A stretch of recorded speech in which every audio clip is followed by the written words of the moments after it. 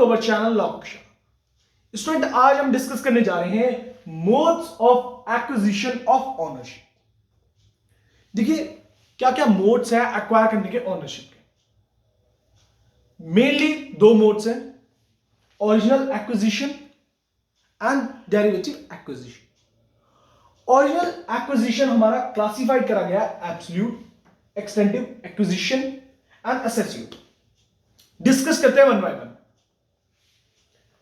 When a thing is acquired which has no previous owner, मतलब हमने ऐसी चीज की ओनरशिप ली है जिसमें क्या है, प्रीवियस ओनर नहीं।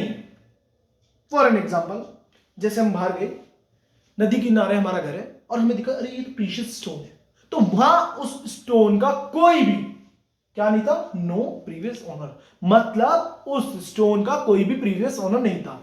तो ऐसी ओनरशिप हमारी मोड एक्वायर करा तो हमने किस में करा है, एब्सोल्यूट में। और एब्सोल्यूट किसका पार्ट है, ओरिजिनल एक्विजिशन का।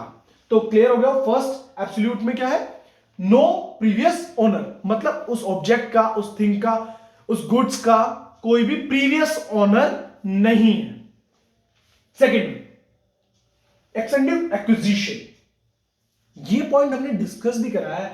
एडवर्स पोजीशन कुछ याद हो तो, जैसे हमने किसी भी ऑब्जेक्ट का, किसी भी थिंग का, किसी भी चीज का पोजीशन ले रखा और वो पोजीशन पीसफुली एंड अनडिस्टर्ब्ड है, मतलब उस पोजीशन में कोई भी हमें number of years around approx like above 12 years से ज्यादा, 14, 15, 16, 30, 40 साल तक कोई भी हमें कोई भी पीसफुल और अनडिस्टर्ब्ड पोजीशन है, कोई भी हमें आके कोई दिक्कत नहीं कर रहा उस पोजीशन पे, पीसफुल पोजीशन है, तो ऐसा अज्यूम किया जाता है वो प्रॉपर्टी, वो ऑब्जेक्ट का उस पर्सन के पास उसका पोजीशन है।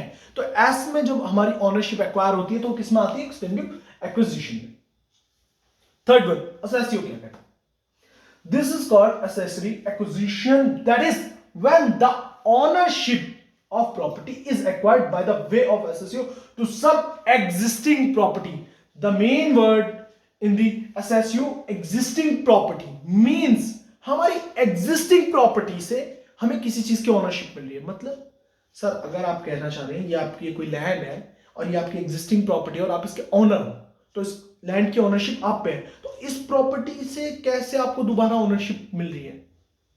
एग्जांपल से समझते हैं, एक लैंड के ओनर में हो, उस पे एक ट्री है, तो जो उस ट्री से जो फ्रूट मिल रहे हैं तो उस फ्रूट की भी ओनरशिप किस पे है, मेरे पे है। जो भी उस लैंड से इंक्रीमेंट हो रहा है, जो भी हमें प्रॉफिट हो रहा है, ये जो भी चीज में जैसे ट्री उग रहे हैं और वो ट्री क्या मार्केट में वो बहुत डिमांडिंग है, या कोई प्लांट उग रहे हैं, प्लांट का फ्लावर है या उस ट्री का फ्रूट है, या मेरा कोई एनिमल है उसका बेबी हो रहा है, तो उसकी कौन, उसके जो ओनरशिप उसकी किसे मिलेगी, वो ओनरशिप मुझे मिलेगी, क्योंकि जो एग्जिस्टिंग प्रॉपर्टी है जिससे ओनरशिप मिल रही है, उस नया प्रोडक्ट जो भी मिल रहा है उसकी ओनरशिप भी किस पे होगी, मेरे पास ही होगी। Example are the produce of lands and animals और फ्रूट्स ऑफ ट्रीज। जैसे मैंने आपको बताया कि कोई मेरी लैंड है, उसका एग्जिस्टिंग ओनर मैं हूं, तो उस ट्री में, जो उस लैंड में ट्री है, उसमें जो फ्रूट्स होंगे, उस ट्री के फ्रूट्स, तो उसका भी ओनरशिप मुझे ही मिलेगी। वो किस में आता है, एसेसिव में। Come to the second mode of acquisition, derivative acquisition. अब ये डेरिवेटिव एक्विजिशन क्या होता है, when ownership is derived from a previous owner, मतलब जो हम ओनरशिप एक्वायर कर रहे हैं किससे, जिस थिंग का, ऑब्जेक्ट का क्या है, प्रीवियस ओनर है।